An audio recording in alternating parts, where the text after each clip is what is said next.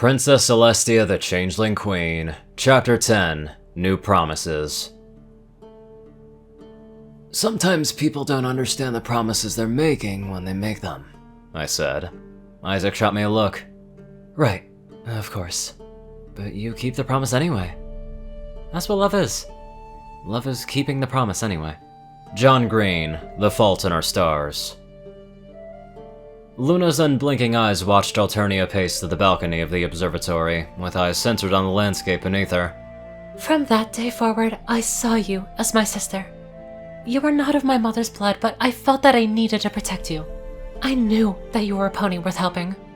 One who I would be able to talk to when Twilight would be long gone. I wish that I could gain something I lost long ago. Like a stone, the disguised changeling's chin dropped at the edge of the railing, and she sighed. I'm sorry, Luna. I knew it was foolish from the start, but I couldn't help myself. The alicorn's eyes narrowed, and her teeth ground together as she attempted to sort through her conflicting emotions. Swallowing to clear her parched throat, the alicorn coughed and stepped off the couch. Alternia, please face us. Alternia straightened and slowly turned around. As the changeling faced her, Luna flinched as she saw the magenta eyes, wavy mane, and pure white coat of her sister. What she saw looked exactly like her sister. But the princess knew that despite her deepest desire, the being in front of her was not Celestia. Alternia, please resume thy normal form. We wish to talk to thee. Without the masks. With no lies. Just between the two of us. The changeling blinked and flinched, and for a moment Luna was worried that she might refuse. Yet green flames traveled down Celestia's form, burning away white fur and revealing charcoal chitin. The creature underneath the mask looked like a hideous fiend from a fool's nightmare, but for some reason the muscles in Luna's shoulders loosened. Thou art correct in that thou could never replace our sister. We would have figured out thy deception in time. Thou only delayed an inevitable confrontation when thou could have told us and spared us all of this fiasco. Luna paused. Alternia had turned her eyes away from the alicorn, and her legs trembled ever so slightly. The princess could see the changeling was bracing herself. Alternia expected Luna to continue to scold her, but in reality, the alicorn was not sure of what to say. What could Luna say to this changeling who had tricked them all, yet had done so much for her and her ponies? Luna let the breath that she had been holding out of her nostrils. But Alternia, while thou must pay for thy deception, thou need not apologize for thy affection towards us. Alternia's jaw dropped open in disbelief, and as Luna continued, her voice grew stronger with every spoken word, as did her resolve and her choice. There were far easier methods to protect Equestria, yet thou endangered thy precious Twilight Sparkle and saved us from our own darkness. Thou guided our steps in this new Equestria that thou hast forged. Even now, thou continues to convince Equestria to accept and love us for who we are. Even though we slandered thee and invaded thy mind, thou still wished to comfort us. The alicorn trotted forward and looked into the changeling's flickering turquoise green eyes.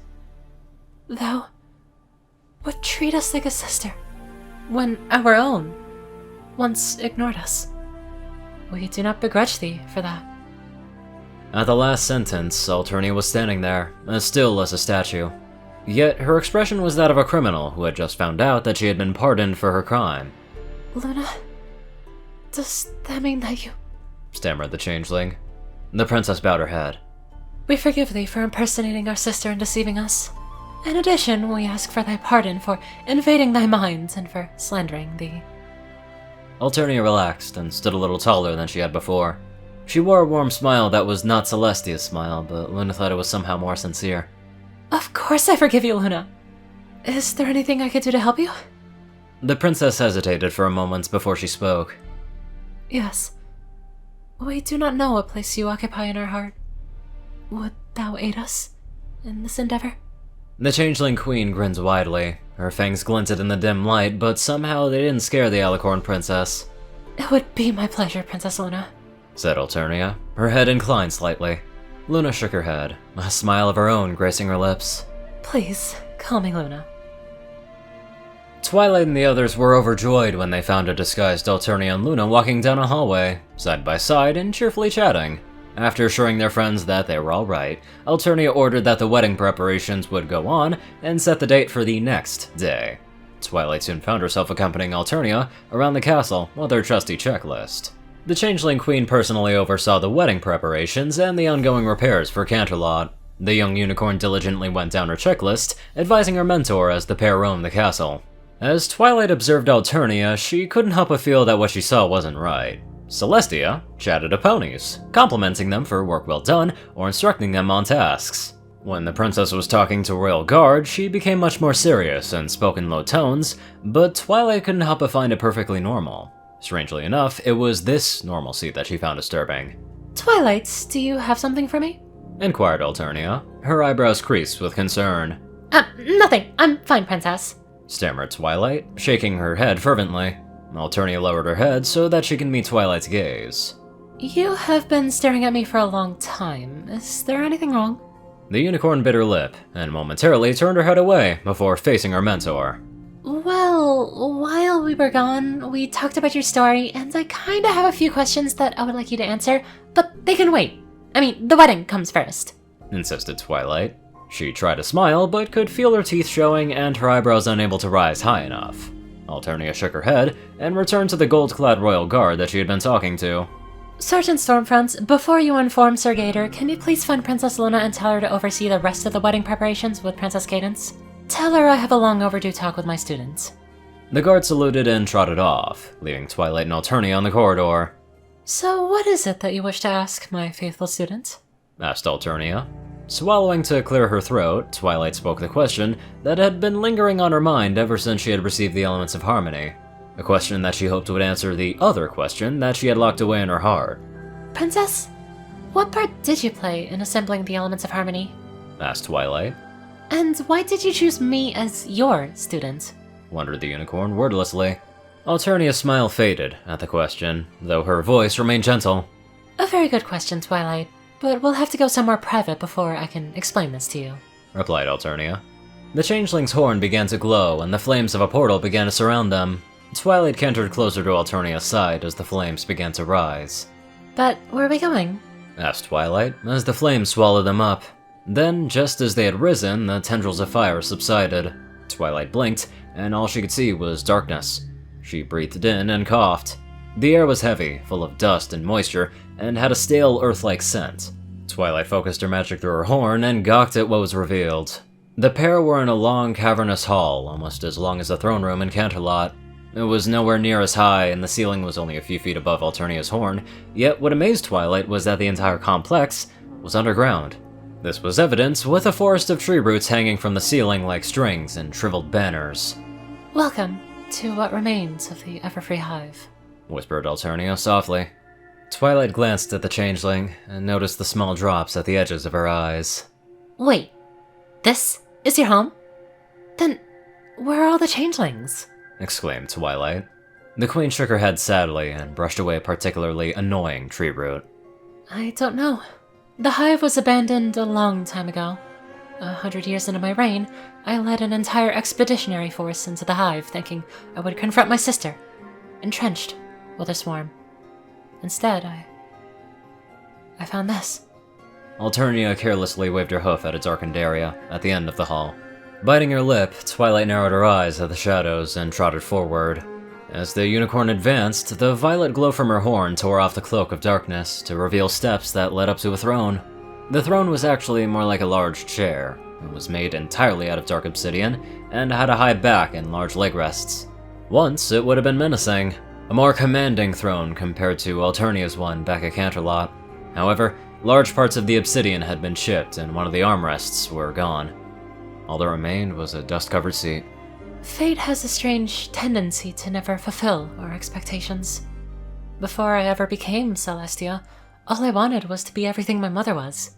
I never would have thought that my destiny was to impersonate the Princess of Equestria. Neither could I imagine that I would see the day that this throne would crumble, said Alternia. The changeling slowly turned her head to her students. Twilight, you're right. You need to know the part I played in assembling the Elements of Harmony and guiding you to your fate. Alternia's horn surged brightly, then faded. Out of darkness, an emerald ghost-like wisp emerged. It danced from the changeling's horn onto the ground between the pair like a small green lantern. As the flame began to glow, Twilight and Alternia both lowered themselves onto the ground. Celestia had replaced the elements of harmony in the ruins of the castle of the Royal Pony Sisters on the pedestal where you had found them. A while after I recovered from my wounds, I retrieved the elements for safekeeping and locked them in a vault in Candlelock Castle. Alternia rolled her eyes and grumbled.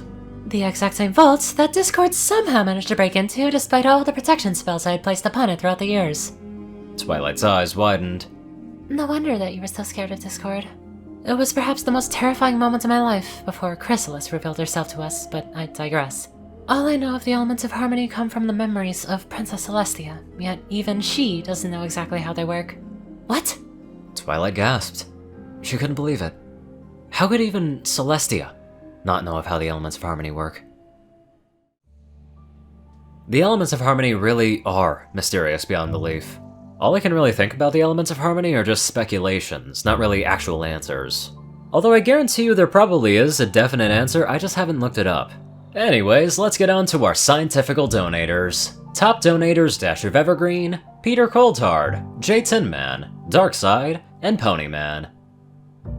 Courier Crucii, Strix, Zar630, Narwhals, TacoCat598, Raiden, Dospo, Delta Omega, RuneScythe9852, Rhiny Dragonwolf, Hunter Norman, Austin Rowland, Lightning Blitz, Secret Moon, Tall Rasha, The Toilet Snake, Sword Brethren Mordred, Ronin Wandering, Endrai63, Random Person Man Guy, Easy, Jack Cadge, Skyochia, Leslie Prickett, Starlight Glimmer, Squiddy Boy, David E. Sanchez, Soul Dragon, Gaggy, Trey, Shadow Drake, Joe Piercy, Alex F., Rainbow Dash, Teal'ca Anderson, TV Killer, John Becker, Leon Reynolds, Zach Rakow, Mr. ECU, Edgar Garcia, One Kingdom 1, Nissa Rusan, Vazuri, Dyslexic Character Sheets, Just a Random Boy, and Hodrick Plancard.